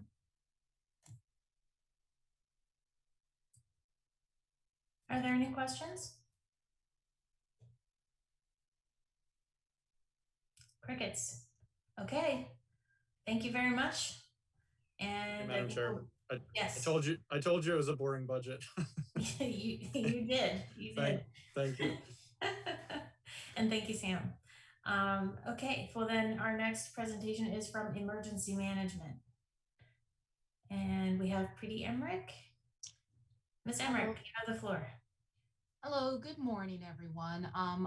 Hannah, our budget analyst, will be going through our budget. Good morning, I'm Hannah Dyer from the Budget Office. The Office of Emergency Management can be found in the budget book starting on page 288. And I'm just going to speak very briefly off of the comparative statement of expenditures on page 289. So as you can see on this page, the office's fiscal 22 budget totals just under 2.5 million. And this is roughly half, made up of about half general funds and half grant funds. The total increase across all funds is a little under 600,000, and about 415,000 of that increase is general funds. At the bottom of this chart, you can see the breakdown by object. The largest increase occurs in the personal services object, and this is related to countywide increases for the pay package and benefits, the addition of 2 new positions, as well as an adjustment for turnover. This time last year, the office was going through some personnel changes, but at this point, all of their positions are filled and they have been for several months now. The next increase you can see in the chart is for contractual services, an increase of 53,600. And this is mostly related to one-time cost increases for the fiscal 22 portion of a contract for a FEMA cost recovery consultant. And then the remaining increases that you see for supplies and materials, business and travel, and capital outlay are mostly related to changes in grant funding. So with that, I'll turn it back over to the Office of Emergency Management. So good morning, council members. Thank you for all you do, and thank you for your support. I think the theme this morning it's been a difficult year. It's been an interesting year with COVID. And especially with the Office of Emergency Management, a transitional year with certain staff members, with leadership. And just because COVID happened didn't mean other events stopped happening. A lot of weather events I know have affected your districts, and that is something we have also had to respond to. I call ourselves a very small but mighty team. And the addition of these positions will greatly enhance the support that we could give to county residents. And I also just want to point out, as Hannah said, half of our funding comes from grants, and that can fluctuate year to year. This year, they were going to make the grants competitive, which meant that we wouldn't get a baseline, the annual baseline that we usually get of the amount that's guaranteed. And 50% of our salaries come from the grants. And I have 10 staff members, and 6 of them are grant funded. So if those grants goes away, most of my staff goes away. And I want to keep my staff. They've been very hardworking. I applaud them for a very challenging year and more challenging year to come, even as we do with the COVID recovery, with the public assistance application process, and what may come up with hurricanes, tornadoes, winter events, and cybersecurity events. I could go on and on. But I really thank you for your support. I know I've communicated with some of you of the challenging year that we have had. And I'm open to questions. Are there any questions? Crickets again. Ms. Emmerich, thank you very much for your leadership through this time of transition and COVID. You are certainly among the top portion of the county dealing with difficulties and challenges. So thank you very much. And thank you for your support. Have a great rest of your day. Thank you. And our next presentation is from Arundel Community Development Services, and we have Ms. Kathleen Koch. Morning, Madam Chair, members of the County Council. For the record, Kathleen Koch, the Executive Director for Arundel Community Development Services. And I believe I have some staff members coming on with me. We have James Sylvester, who is our Chief Financial Officer. We have Beth Brush, who's our Planning Director. And we have Erin Karpowitz, who is our Policy and Development Director. And as in the words of our famous Mr. Rick, I'm just going to take 120 seconds and just quickly talk about fiscal year 2021 before I move into 2022. We also have been extremely busy here at ACDS in response to the pandemic. And I'm just going to quickly go over some of the statistics. We're administering over 20 million in the rental eviction prevention program. To date, we've assisted close to 1,500 households. We're helping them to stay house.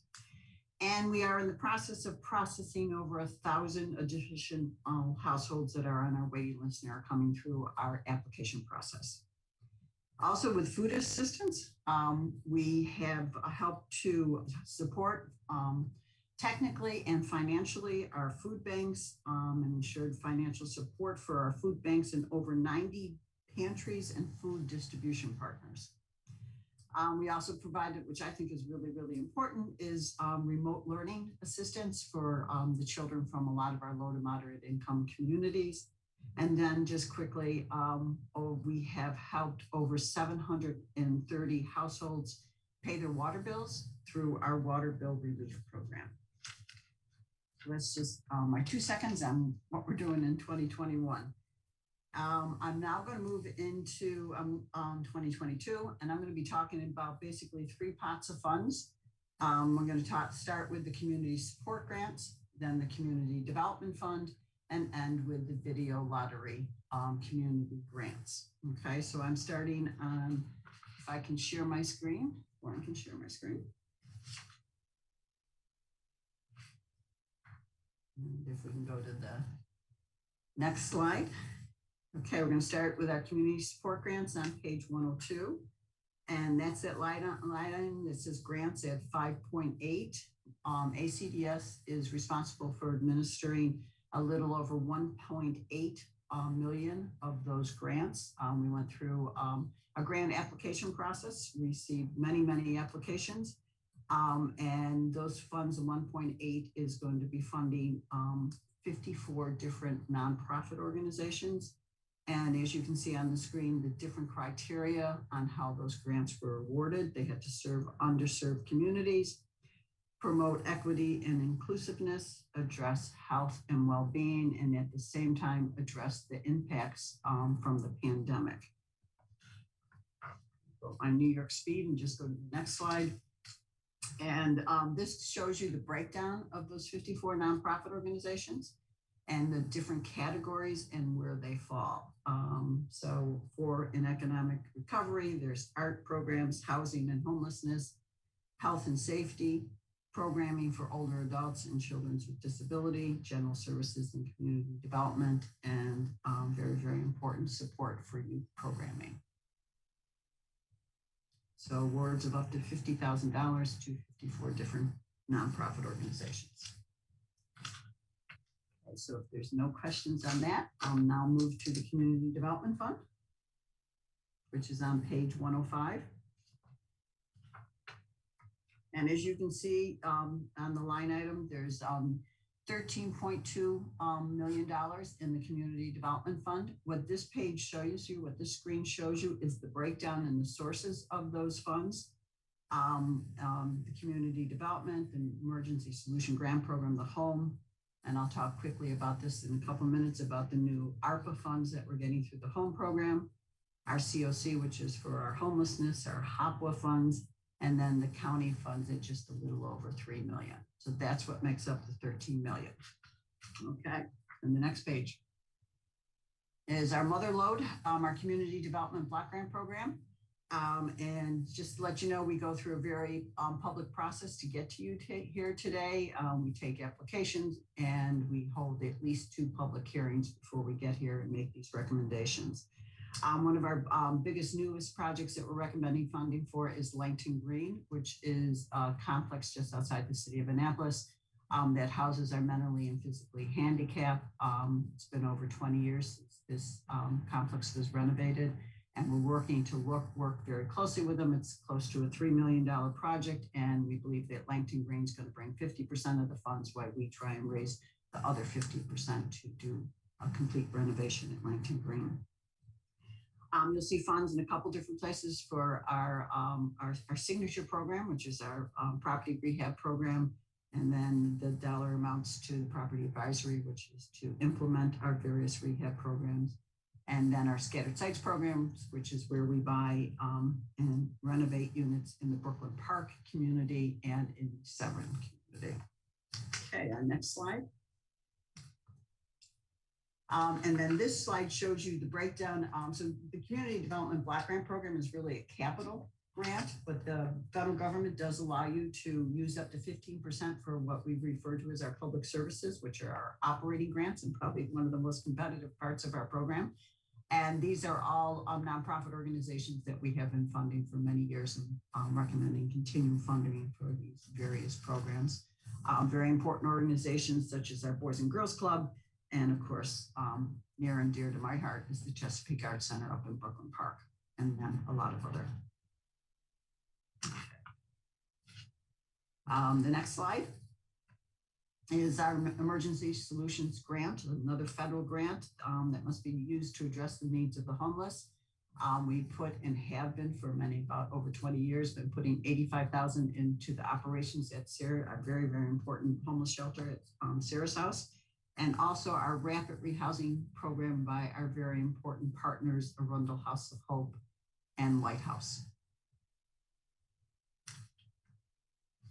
Okay, next slide.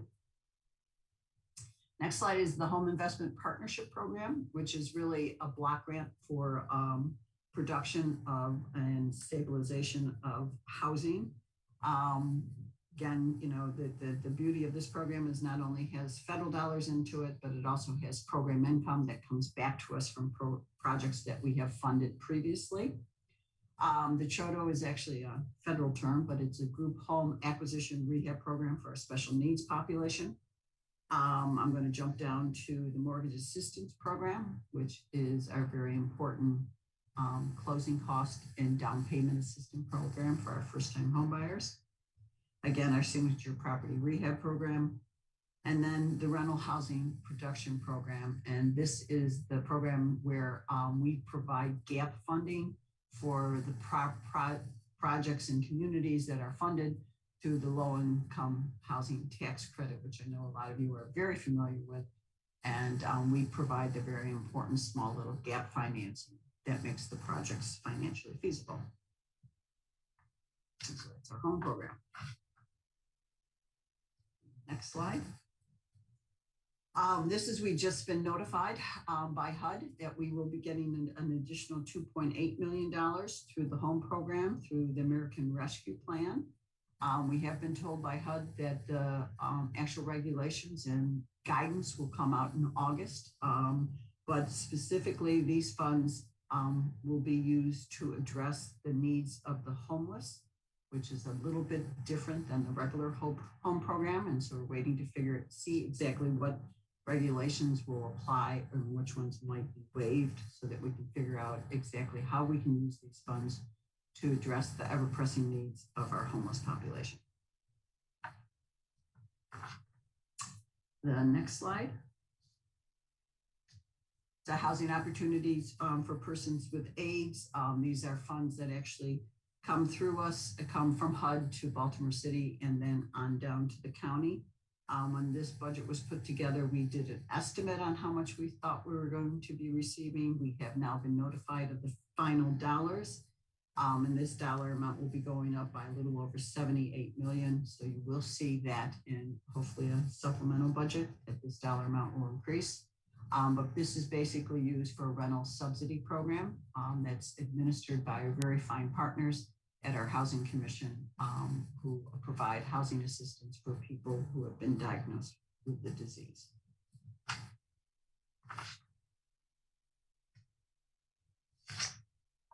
The next one, I'm very proud of this program. This is a nationally competitive program, and we've been very successful in applying for these funds, the continuum of care, and these funds can be used for permanent supportive housing and also rapid rehousing, and we have been successful in applying for and being awarded a little over $2 million for all the various permanent supportive housing programs and also our rapid rehousing programs by all our wonderful nonprofit partners. Okay, and the next one is the county general funds. This is the breakdown of the $3 million that we are requesting. The operating support is the dollar amounts that have been allocated to ACDS since I like to say we were chosen in 1993 to be privatized. And the second one is our financial empowerment. This is, again, another one of our signature programs. This is our homeownership counseling, foreclosure prevention, and our financial assistance program. The Greater Baybrook Alliance, which is the work that supports the work we're doing up in the Brooklyn Park area, our Housing Commission's self-sufficiency program, our very important and wonderful partners at our mental health agency, who provides flexible funding for housing for people with mental health issues. Again, we're recommending that we put some additional dollars into the Langton Green project. We think this is, Langton Green is a very, very important community and we think that it's important to keep that project stabilized. And like I said, it's been over 20 years since that project has been renovated. And again, we're going to be working with them so they bring 50% of the funds to the table. We have our regional fair housing activities. The big dollar amounts is a little over $1 million going into our rental, again, the rental housing protection program. These dollars, along with the home dollars that I went over, fund the gap financing again for the low income housing tax credit programs, tax credit projects in communities.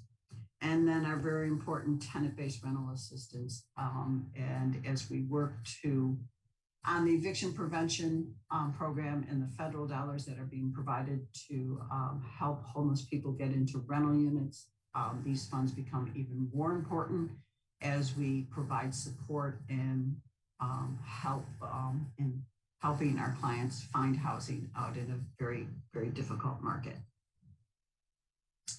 So that's the Community Development Fund. And I don't know if anybody has any questions before I move on to the video lottery.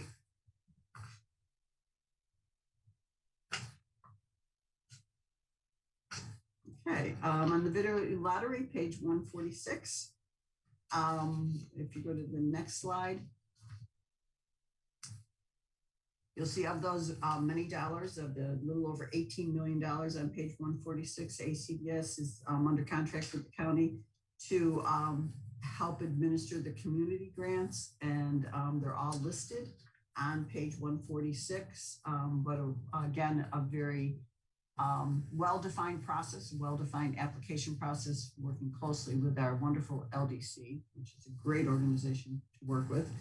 A little over $5 million going to all different nonprofits. I think, and the thing that we're really excited about is that it has in this budget, what we hope is the last $2 million to make the Severn Intergenerational Center a reality. And we are working very hard and quickly, hopefully, to be able to get site plan approval and get a building permit and ready to maybe put that shovel in the ground, hopefully by October of this year, and start to move forward with a project that everybody's been waiting for about 20 years. And then of course, the other big projects are the, I'll just touch quickly on the BWI partnerships, beautification program and their shuttle program, which are very important programs in that section of the county. That's the community, that's ACDS's budget, very quickly. And any questions? Thank you very much, Ms. Koch. Do any of my colleagues have questions? No one? Crickets. Oh, Ms. Pickard. Madam Chair, I don't have any questions, but I just wanted to thank Ms. Koch and her team for the incredible work. Like so many other departments, your team has pivoted to really support our most vulnerable citizens during the pandemic, and you should be applauded for that hard work. And I look forward to working with you as we go forward. So thank you. Thank you. And just if I can add to that, we're an organization, as you know, a nonprofit organization, and we spend approximately, our average is $10 to $12 million a year. And this year we'll be up past 22 million.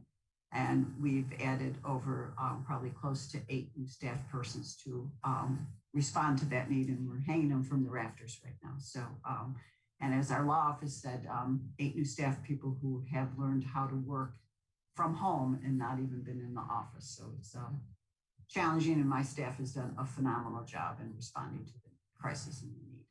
And we don't see an end in sight. This is Sarah Lacey, District 1. I'm sure everyone would agree to extend our deepest thanks on behalf of all of our constituents who have been held their head above water because of services that ACDS has provided over this past year, and for however much longer we need that level of service. I believe my colleagues will be supporting ACDS to continue doing that much needed work in all of our communities. So thank you very much. Thank you. Could not do it without the good support. Absolutely. Well, enjoy the rest of your day. Thank you. Thank you. Our next presentation is from Arundel Workforce Development Corporation from Kirkland Murray.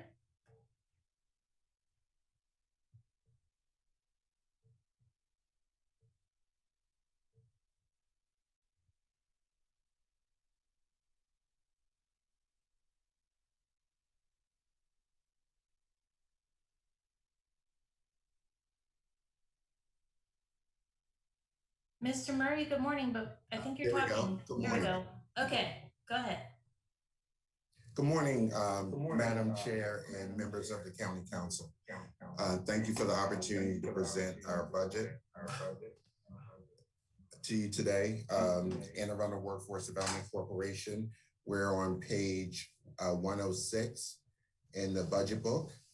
And we're in the budget for two different, well, it's the same area, but one of us is our workforce opportunity investment funds that are passed through from the county to AWDC. We're projecting $2.4 million this year. So again, that money comes in to the county and passes directly through to AWDC.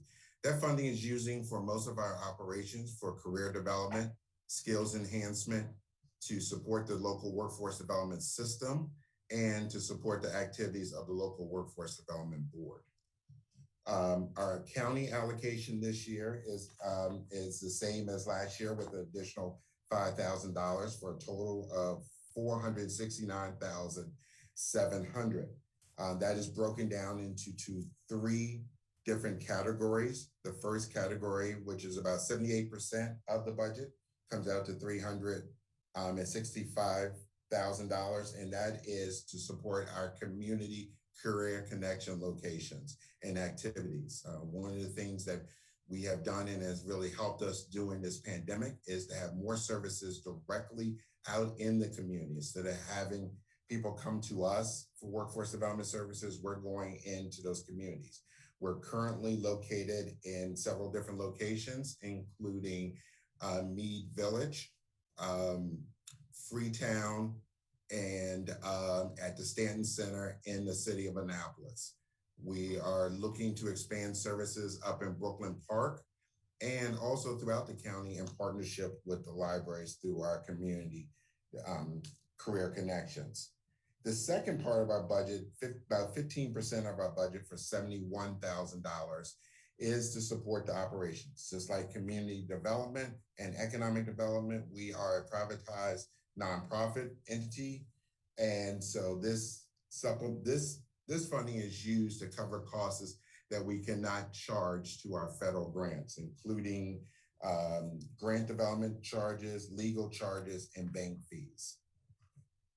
The last part of our budget, about 7%, which equals about $33,500, is contributions to other services to support the local workforce development system. This includes some of the rent at our Lithicum Career Center, and there are several partners of the workforce development that are county agencies and are required to pay into it, but we cover that cost for them. It's a minimal cost, but it's just as easy for us to cover that instead of entering into resource sharing agreements with them for them just to give us a few dollars.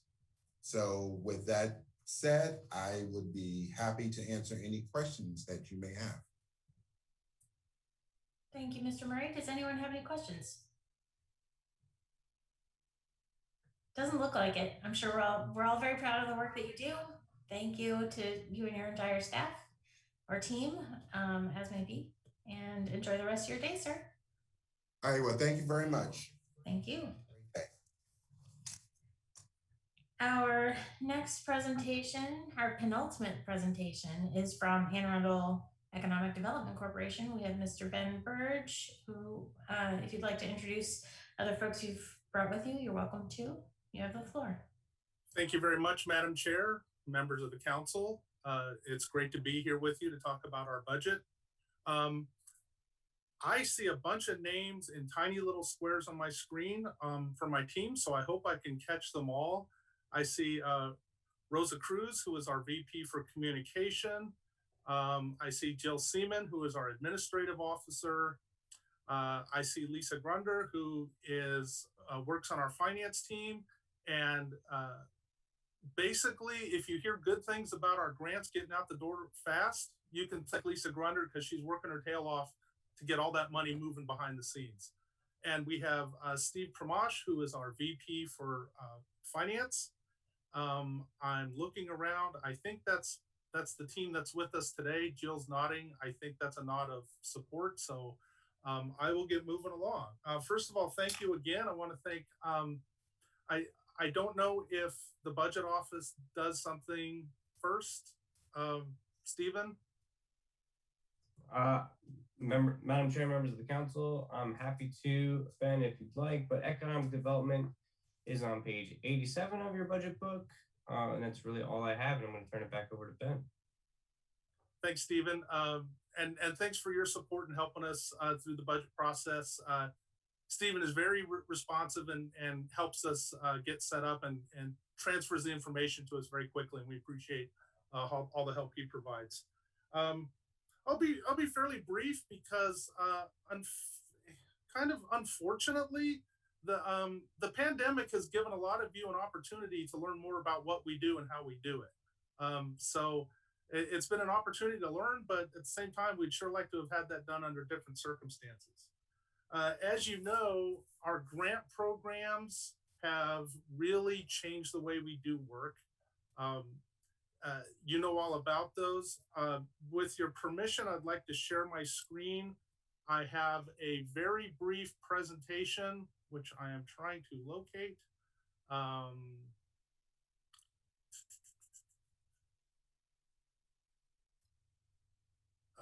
Let me find it.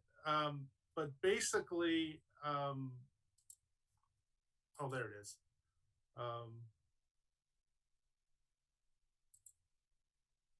I apologize for that. There we go. Now I will share. I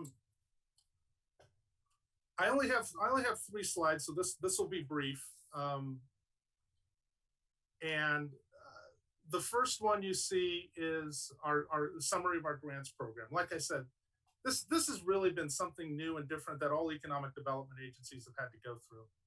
And this summarizes the work we do. This has really been a all hands on deck process. Everybody in the office touches these programs in some way or another. And I certainly want to thank the team for not just the hard work they put in, but the creativity they put in, their willingness to adapt to a changing environment. It's really been helpful to have a team that's not only hardworking, but is creative and intelligent to figure out how to get through this process.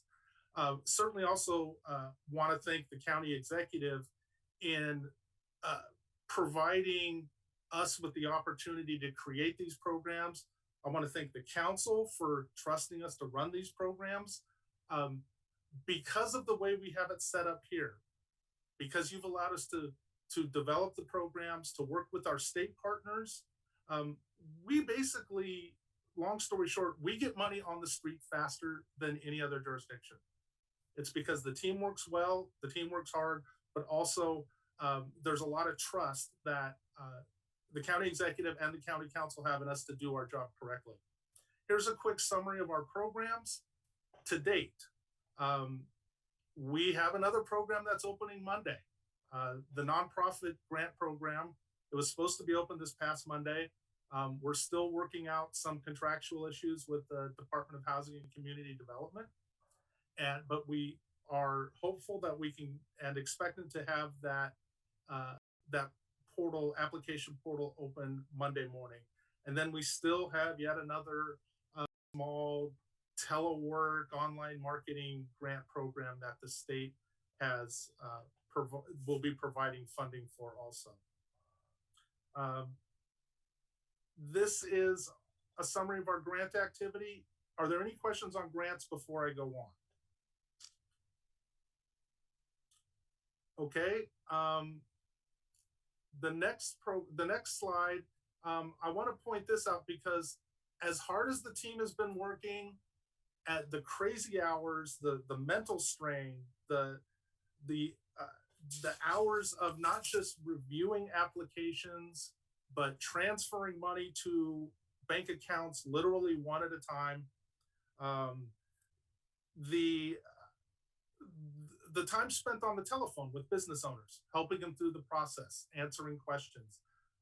Despite all these additional hours with the same number of staff, this team still manages to be very thoughtful, very creative, and very hardworking.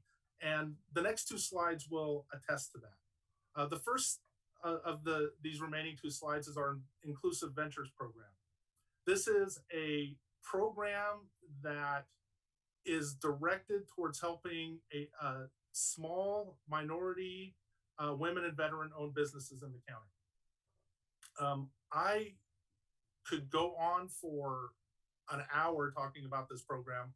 I won't, because as Madam Chair stole my fancy word, being the penultimate agency between you and wrapping up your budget hearings, I am going to be brief and just say, in my career in government, I've been very fortunate to be part of a lot of really inspiring and great programs, and this is absolutely one of the great ones. Helping these small businesses, we train them up. It's a very intense, very intimate, very targeted training program. It's a very small program, so they can get the hands-on training that they need. We just had a graduation of the first cohort a couple of weeks ago, 3 weeks ago, and we will be starting another cohort in the fall. One really interesting development that's come of this is Mayor Buckley has invested $10,000 into this program so that we can have 2 additional seats specifically for Annapolis businesses. We really think this is a program that's scalable and could be grown out, possibly even to other jurisdictions. But I want to be really clear about what the limitation on this is. It's not just money. The real limitation is having the right instructors in place to run these programs. We take it very seriously. We're not going to just we're not going to just bid this out and go with the lowest bidder. These are folks that we're going to screen very carefully. We're working with our current content provider to basically scale out his operation so that we can grow this program. As you can see, 103 applications for 10 spots. That's pretty competitive. That's Princeton level competition. So we need to grow this program, both in terms of the people who provide the content, and then we'll worry about the funding later. That's not the part I'm worried about right now. And you can see a summary of how the funding works at the bottom. That $5,000 seed grant for these small businesses is incredibly helpful. And it also helps filter out the type of businesses that apply. Businesses that are big enough where $5,000 doesn't need as much, they're probably not going to apply. So it's really a very well thought out, well scaled program. As you all know, women and minority businesses were disproportionately impacted by the pandemic. In the first 4 months of the pandemic, about 40% of African-American owned small businesses were either failing or about to fail, or had failed by then. And those numbers held. It was about 33% for women-owned businesses, about 34% for Hispanic-owned businesses. So this is really a program that's very targeted, and we build the cohort to enhance the diversity by gender, by race, by geography, all throughout the county. I promise not to go on for an hour about this, and I threaten to break my promise.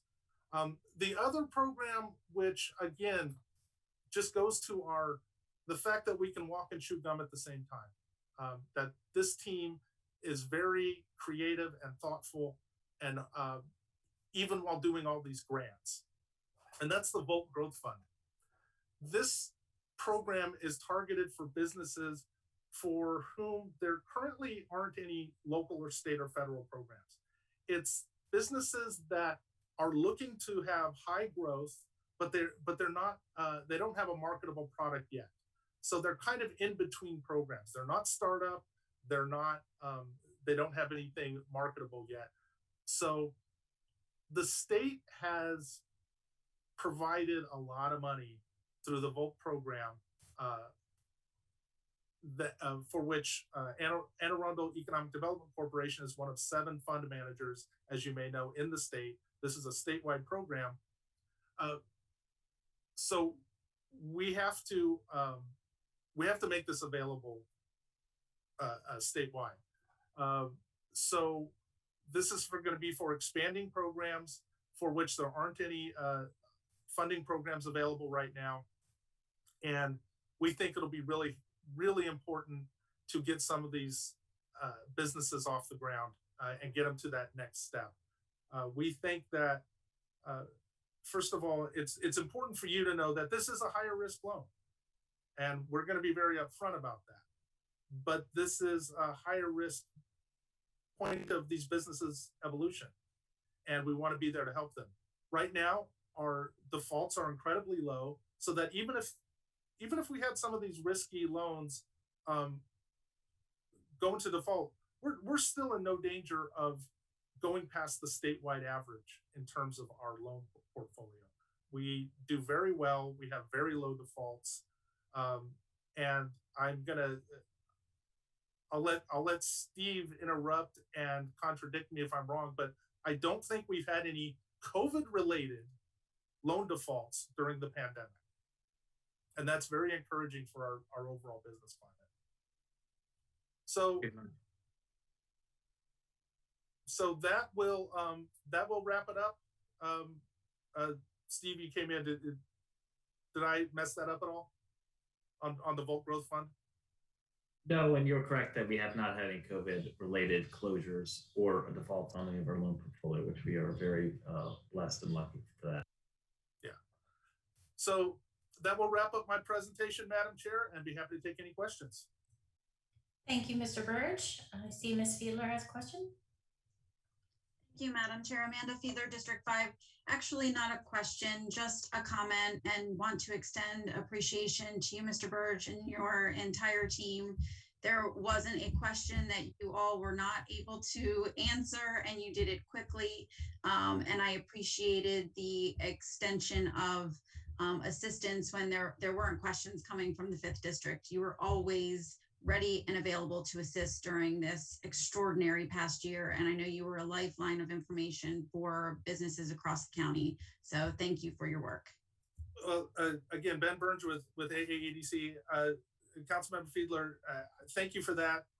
That's really a comment for the, praise for the team. This team is not does not hesitate to pick up the phone. That's the way I always look at it. They are very responsive. They reach out to businesses. One thing I didn't appreciate when I started this job, July of last year, is this is sort of the CECS of the business community. They work very closely. They're constantly talking to businesses and constantly reaching out whenever there's a hint of trouble, or if we hear something from a council member or whoever. We get answers. We talk. Just a lot of times, as you know, a business owner, just having somebody return their call makes all the difference in the world. And this team is really good about that.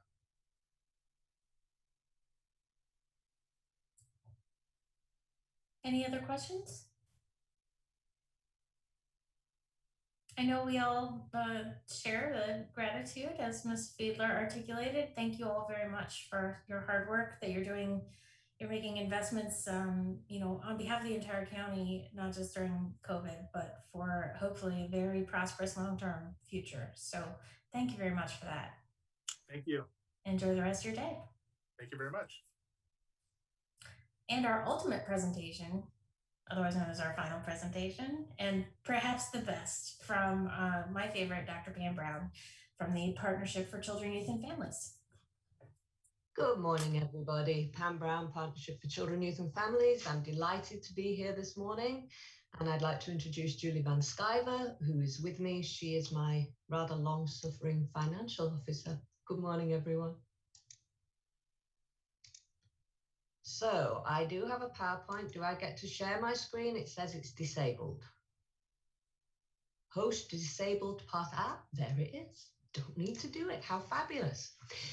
So of course, I'm here to talk about my favorite subject, local management boards. Local management boards were created around 30 years ago in Maryland. They are unique to Maryland, and they were created by some very smart legislators who understood that human services are really in silos. They're quite fractured in the way we serve families. And so the idea was to create boards, both at the state level and the local level, who would bring not just the different child serving agencies together, but also people in the community to serve on a board to really talk about the needs of that community. We are essentially very, very local agencies. Here are the things that create us. We were created in statute in 1992, and then every county got to choose how they would create their local management board. And so our county chose to make us an instrumentality of county government. You can see that both legislative bodies set a whole set of duties out for us. In Arundel County, we were created as a 100% grant-funded agency. However, our employees are county contract funded, and all of the funding that we bring into the county runs through the county. So all of the things that a normal department head would be held responsible for in terms of management and compliance falls to us in exactly the same way. Next slide, please. Do I get to do it? Ah, there it is. So here we are. This is our organizational chart. There are 22 of us.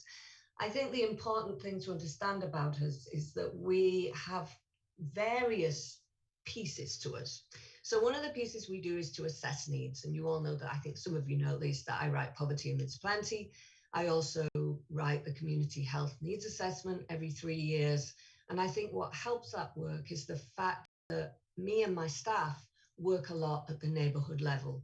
We both fund direct services and do direct services. So it gives us a pretty unique view of what's happening in the county. But my board members also help us to plan. And that's the next thing I'm going to talk about. Next slide, please. So this is a marvelous graphic of our community plan. This community plan is for the whole county.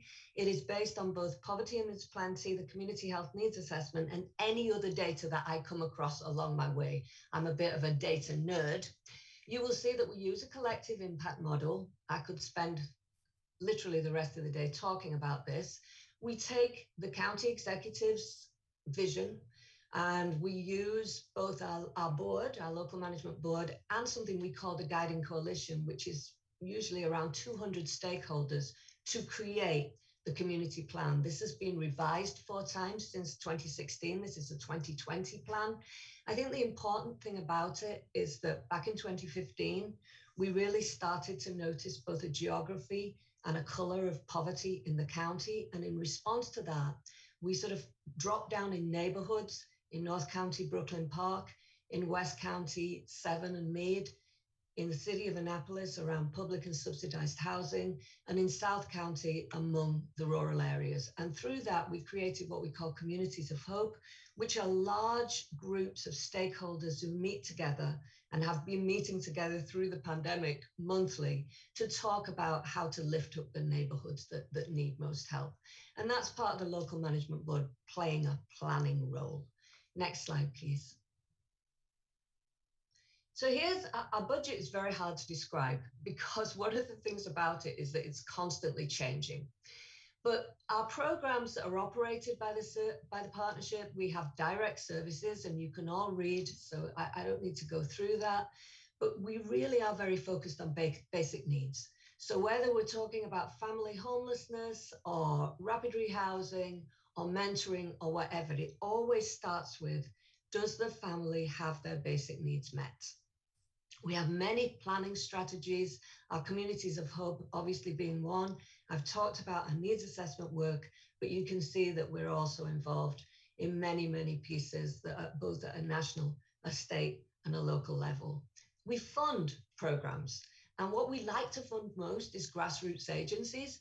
That means that we also spend a lot of our time doing technical assistance with those agencies. But again, it keeps us very close to those that we most want to serve. Next slide, please. Back in 2019, I was trying to explain to the National Governors Association about our funding and our agency, and one of our staff came up with this marvelous graphic. We have never recreated it, but for me, it doesn't even really matter that you read it all. That's how bizarre our funding is.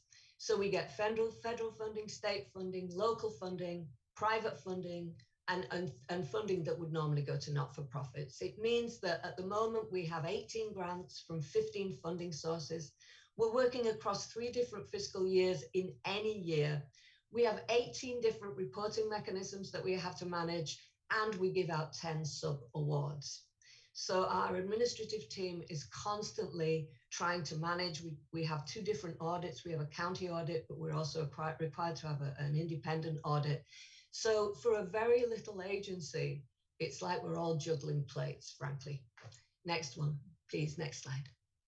So our community impact, it always seems little when I look at it. So when we count numbers, we're not counting the number of people who call us, but we're counting things like case management and all of the different work we do in our communities. It's usually around 1,000 a year that we serve in very intensive ways. We're involved usually in about 96 to 100 community initiatives. That can be anything from the Opportunity Gap Task Force through the Early Childhood Coalition. We respond to needs. Our COVID response has been pretty overwhelming. We decided at the beginning, because we're a little nimble agency, that we would pinch it for the county for a little while, and we would coordinate food. And we have continued to do that because we realized that there needed to be coordination of pantries and coordination of efforts. You can see the sorts of numbers, some of which we've done directly, some of which we've coordinated, but it amounts to about 400,000 meals served. We've served up to this point about 168 households. Our basic needs, as you can see in the pandemic, has gone up to 11,000 from a usual 1,000. And early on, we were really, before the school system did such a beautiful job, as they were trying to get their bureaucracy turned, we did Chromebooks. So we begged and borrowed and stole, and we gave 194 families Chromebooks. We are still managing internet essentials for the county, and we just gave 50 of those to the school system for some new families who needed some assistance. Next slide, please. So like any other agency, as the pandemic hit, a lot of our grants were impacted. There was some expiring grants. We're always managing expiring grants. We also took a reduction from the state. And so by last June, we really did have many meetings to talk about the future of the partnership and was it a sustainable model. Next slide, please. So I'm here really to make an ask that I asked the county executive and his staff, I guess almost a year ago now. One of the things we've never had since 1996 is any sort of stable administrative funding for the agency. So from my salary to my compliance director and so on, there is no administrative support for the partnership. So we have to charge that to grants. And the problem with grants, and this has become more and more, not less and less, they don't particularly like administrative costs. You can usually squeeze them in, but it is becoming more and more difficult. And frankly, it is really difficult because we never know what grants we're actually going to be successful in any given year, where in the year, and so on. It's not good management or practice to have an agency that could be zero funded going into the new year. That's always potential. I really, and the rest of us really don't know if our salaries are funded sometimes into the year that we are moving into. That's because some of our funds come in September, some of them come in January. So when you see our budget book and how we are expecting our budget to follow that, some of that's prediction, quite honestly. And when the grants fall short, we got a grant yesterday that we asked for 130,000 and they gave us 85. So that's 50,000. We now have to figure out, well, where is that coming from and how are we going to have to pivot to do that? So I think it came to me as we have grown and we serve, I believe, a very important role, both inside county government, in the community, that it was a small ask to say, I really need the county government's help to make this agency stable, not just for me in my time, but because obviously I'm not always going to be here, and I would like to leave some sort of legacy of a stable agency. And with that, I think that's my last slide, and I would ask if there are any questions. Thank you very much. Does anyone have any questions for Dr. Brown? Okay, well then I'll take the chance or the opportunity to make a comment. Sarah Lacey, District 1. I view the partnership as being kind of like a moral guiding force for providing social services in our county. And that if you didn't do what you do, Dr. Brown and all of their staff, I think we would sort of, we might still be providing services because we're required to, but we wouldn't have the depth of understanding and empathy for the folks who need, to be helped with their basic needs, if not for that. And I mean at a governmental level, because it's one thing to assume that all those services can be provided by, churches or volunteer organizations. And as wonderful as all of those are, our government has a moral obligation to provide for all of our citizens in certain ways, and that includes what you do. It's very fundamentally important. And when I first learned that for this budget year, that you were going to be making this ask to finally have stable administrative funding as a backbone for an agency that is state mandated and has been providing such important services for decades, I thought, well, how can anybody say no? So I just want you to know, you certainly have my full support. I think it's imperative that we do this and that we both honor the work that you have done, honor the dignity of the people that you serve, and also then set up the legacy for the future by ensuring that you have that stable backbone that you deserve to have. So thank you. Thank you. Does anyone else have a question or a comment?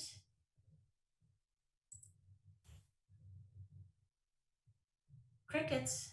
Okay. I guess we're all good. So thank you very much for coming in this morning. Great to see you, and enjoy the rest of your day. Thank you, Councilwoman Lacey. Thank you, everyone. Is there any other business to be brought before the county council? Seeing none, may I have a motion to adjourn? Councilwoman Rodman, so moved. And a second? Second, Allison Pickard. All in favor, say aye. Aye. Aye. Any opposed? Hearing none, the motion carries. The county council is adjourned until 6 p.m. Monday, May 17th, 2021. Everyone should please continue to check the county website for important information and updates.